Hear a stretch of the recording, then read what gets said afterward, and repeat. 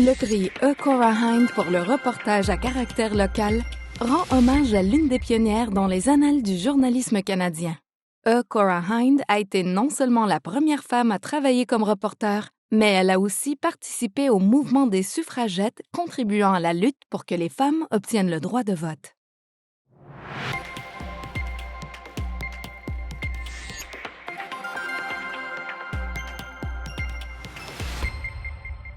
Anne Lovely-Étienne et Camille Dauphinet-Pelletier, 24 heures. Lorsque Anne Lovely-Étienne a entendu des rumeurs sur le comportement raciste d'un patient du CLSC de Montréal-Nord à l'égard du personnel soignant, elle a voulu enquêter. En collaboration avec Camille Dauphinet-Pelletier, elle a mis au jour un système de racisme, d'intimidation et de violence délibérément ignoré. Grâce à une écriture claire et concise, le reportage a mis un terme aux préjudices subis depuis des années par les professionnels de la santé noirs. En demandant des comptes, Anne Lovely-Étienne et Camille Dauphinet-Pelletier ont appris que l'employeur avait négligé de prendre des mesures raisonnables pour atténuer le préjudice. Leur détermination à dénoncer l'injustice et à corroborer les expériences vécues a permis d'afficher le racisme à la une ou les lecteurs, ainsi que les employeurs, les syndicats et les politiciens ne pouvaient nier les dommages causés et la façon dont les préjugés créaient un climat de peur. Stéphane Labbé and Pippa Norman, Glacier Media. In a small-town EV divide, Glacier Media's Stéphane Labbé and Pippa Norman bring local context to a global issue. In this case, climate change. Their goal? To unravel how transportation emissions were changing at a municipal level as the pandemic radically altered people's driving habits. It's an important issue. Transportation is one of the largest sources of greenhouse gas emissions in BC. Over several months, Labbé and Norman were able to combine, clean up, and analyze data to create a compelling, well-written story with a range of perspectives.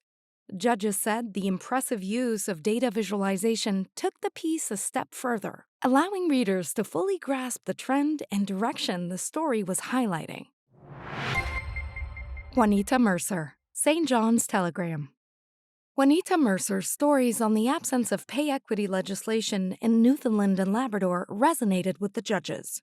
Just back from maternity leave and on a new beat for the St. John's Telegram, Mercer recognized an important story from a single question by the opposition and was diligent in her reporting. She spoke to former politicians and current ones, filed access to information requests, and sought out interest groups. Written in clear, concise prose, her stories speak to the ongoing injustices faced by women and non-binary people in the province due to the absence of legislation. 7 months after Mercer's first story and 30 years after the other Atlantic provinces, the government tabled legislation to address the inequities.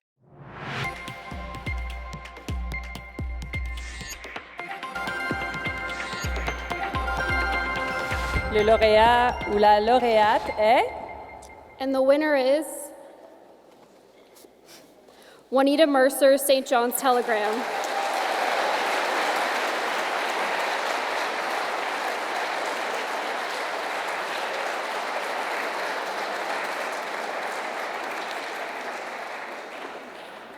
Congratulations. I was not expecting this. I'm from a really tiny community of like 75 people, and they're like all my cousins on a rock in the middle of the North Atlantic, so I don't feel like I belong here. Anyway, someone said I should write a speech just in case, so I have it on my phone. Right. Like everyone back home, I'm a very proud Newfoundlander, but I'm also a realist. And I think if you truly love something, you acknowledge its beauty and its faults. Unfortunately, our province has a track record of being behind the times on women's issues. We were among the last to get the vote back in 1925, almost a decade after the prairies. And last year, we were among the last to get pay equity legislation, thanks to the power of local journalism. And I'd like to thank everyone at the National Newspaper Awards for recognizing the importance of local news in this award category. I'd like to dedicate this award to all the people in Newfoundland and Labrador who love the province fully, and that means not just bragging about how awesome we are, which we are, but also acknowledging our faults and working to improve them. So thank you to the people who did that work before me and therefore made my job easier. I hope I can do the same for my daughter and her generation. Thank you to my family and my husband who put up with my pay equity rants, my editors who encouraged them, and the entire team at the Telegram and Saltwire Network. Thanks so much.